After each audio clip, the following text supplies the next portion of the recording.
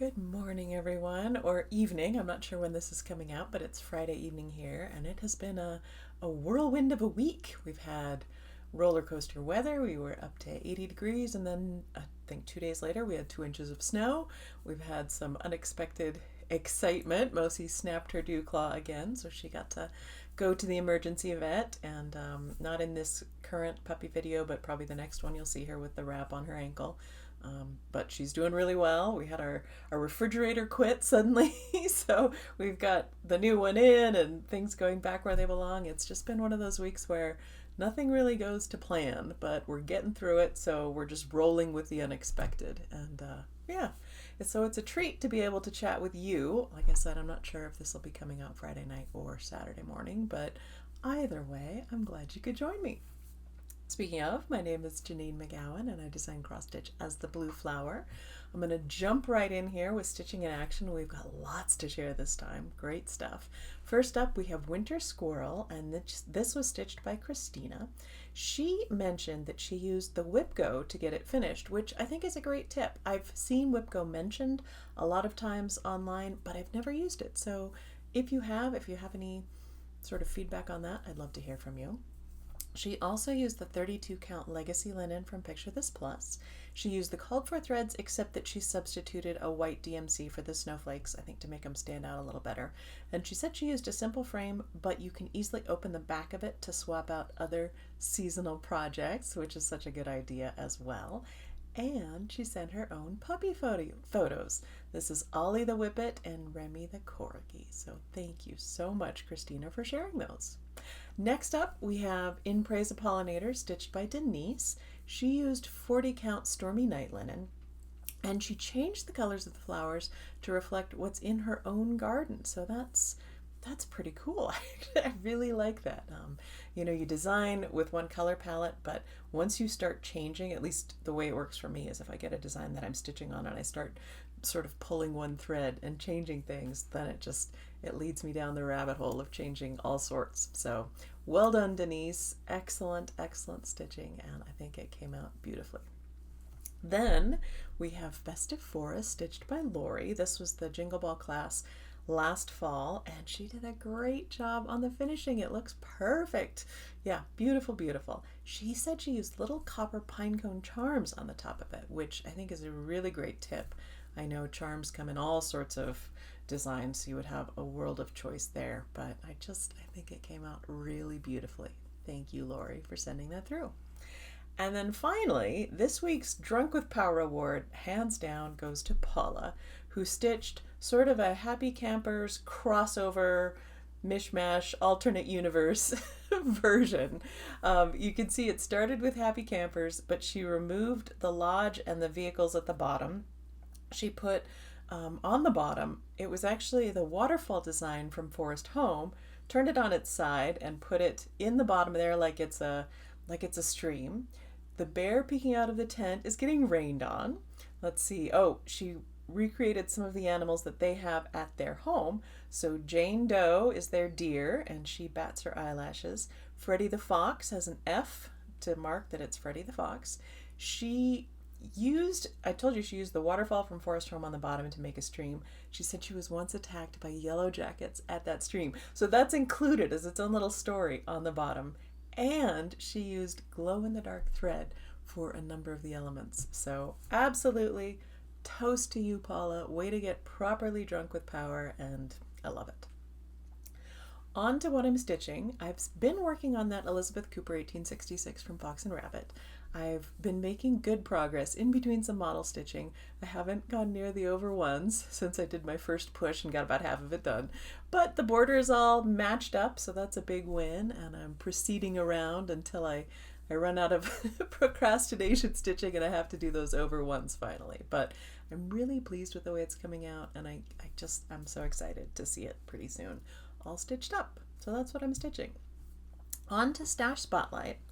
I picked up for the first time when I was at market some Atomic Ranch fabric. Obviously I've seen them there and I've seen the fabric, but I had just never picked any up. So this time I got 4 of them. This first one is a little bit hard to see, and it doesn't have a name. It has a number. It's called LE61343, but it's a very pale green. Then I have this slightly richer called Pistachio green, which is as you'd expect for a pistachio. I love that. Then this one is called Pumpkin King. Isn't that a treat? Very rich holiday, Halloweeny fall colors. Very nice. And then this one is actually one of the first ones that I saw when I came into their booth.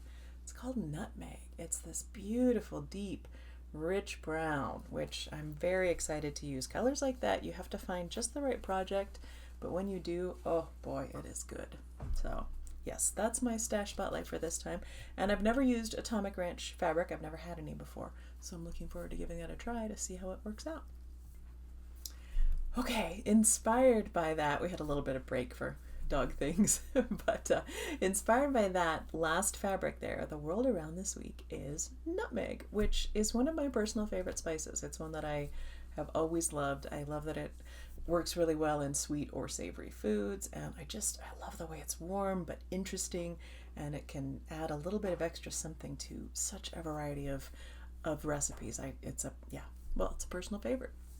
So I thought it would be a good opportunity to learn some more about it. Nutmeg comes from the seed, it's not a nut, it's a seed, of a tropical evergreen tree that is native to what we now call the Spice Islands, and it's been actually used throughout history. The Romans used to burn it as incense, or it was used as a fragrant sachet, the way you would put lavender into your linens, or something else that you wanted to make smell fragrant. So it's very, very interesting to me that I'm so familiar with the seed, but I never think of it as coming from a fruit, which it does. It's like a big avocado fruit, and where the tree is native, the fruit is eaten. I've never come across it. I don't know what it would taste like, but I'm sure it's fairly good. Fruit tends to be. But then when they harvest it, they take the fruit for eating, they cut out the nutmeg seed, and that gets dried. It also has a red sort of net covering, which is called mace, and that's a separate spice that's similar in flavor but not the same, and so can be treated differently, which I think is interesting. Now, going back to this, has been in use for a very long time. The ancient Romans obviously had it. By the 6th century, it had spread to India. From there, it gradually made its way to the rest of the world. In Elizabethan England, it was considered practically a miraculous thing. I think they were so enamored of spices at that point that they thought they could do amazing things, and it wasn't something that they had around a lot of to test. But it was believed that nutmeg could actually keep you safe from the plague, which I don't think is true, but perhaps it contributed in some way, I don't know. But certainly it was very popular, and because of that, very expensive. At the time, the Dutch were endeavoring to control the supply and keep prices high. French and English were plotting to develop seeds and steel seeds that they could then grow themselves. So there was a lot of intrigue about this amazing spice. The trees themselves, though, fairly straightforward. They live quite a long time. It takes, I believe, 8 to 10 years for them to actually bear fruit, but then they can keep bearing for another 60 years, so quite an old tree. It does have health benefits, perhaps not as much as warding off the plague, but the nutmeg butter from the pressed seeds has been used to treat rheumatism. It is generally very safe to eat, although in large amounts it can provoke hallucinations, and in very large amounts can even be fatal. But in small doses as a flavoring can be used to improve digestion, to treat nausea, to lower blood pressure, and some sites that I found indicated it may aid in treating some neurological conditions like Alzheimer's and Parkinson's, which we would all love to have something that could deal with those, wouldn't we? So all of that to say, nutmeg has been around for a very long time, and we've loved it for that whole time. And if you, in fact, have a favorite nutmeg recipe, I would love to hear it, because it is one of my very favorite things. On to questions. Last video, the question was, do you like to stitch while traveling? And people seem pretty split on this. I guess it's polarizing. Not many people in the middle. You're either yes or no, although a lot of people have trouble stitching in the car, and I'm certainly one of those. So travel stitching, I guess, is either in the car or in a hotel, or two different categories. So that was an interesting discussion. All right, question this video. This one actually comes from my son.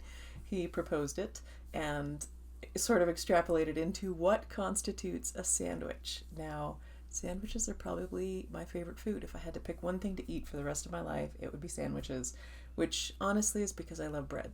So I would put pretty much anything in between two bread type products, be it salad or pasta or, yeah, pretty much anything. Cold beans, doesn't matter to me. If you put it in between two pieces of bread, call it a sandwich, I'm happy. But I was just curious because he was asking, well, is a hot dog a sandwich? And I would say, yes, it's in bread. But wondering what everyone else thinks about that. So, very important issue for us. Sometimes when times are stressful, I think it's good to take, I don't know, refuge in something that's not very important. And this is an in no way important question.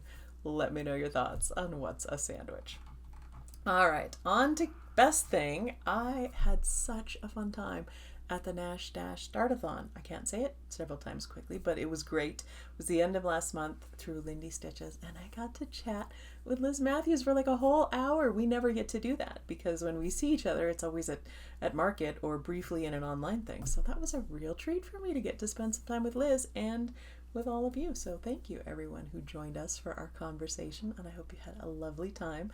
I know there's another one, the Spring Mingle, coming up soon, and I've seen Kathy Hopperman's designs for that. Oh, that is so pretty. So anyway, hopefully I'll get to stop by that one as well and see some of the goodies. That was my best thing.